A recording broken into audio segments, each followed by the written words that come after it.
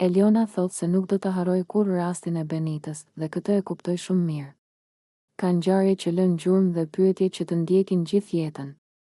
Por ajo që nuk mund të haroj as unë, është mënyra se si u trajtua një pyetje që për mua ishte shumë më tepër se sa kurreshtje fëmijërore. Benita pyeti për mamin tim. Jo një herë, jo dy herë.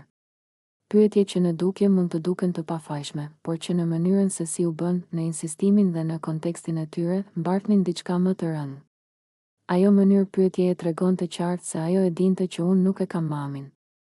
Dhe kjo është ajo që them më shumë, ajo që e bën situatën edhe më të padrejtë është fakti që Klodi i tha të ka pyetur pa treguar historinë e plotë. Pa shpjeguar kontekstin, pa thënë se si u bën pyetjet dhe çfarë ngarkese emocionale kishin ato për mua. Kur tregohet vetëm gjysma e historisë, e vërteta shtrembërohet dhe dhimbja e atij që e përjeton minimizohet. Nuk është e lehtë të përballesh me pyetje për një prind që nuk e ke më, sidomos kur ato pyetje bëhen në një mënyrë që të hap plagë të vjetra.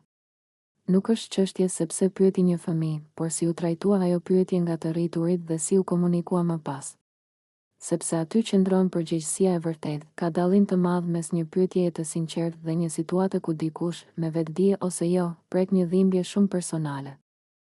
Dhe kur kjo ndodh, minimumi që pritet është ndjeshmëri, kuptim dhe e vërteta e plotë, jo versione të pjesshme që e lën tjetrin të duket sikur po reagon pa arsye. Unë nuk kërkoj fajtor dhe as nuk dua të kthehem pas për të hapur plagë.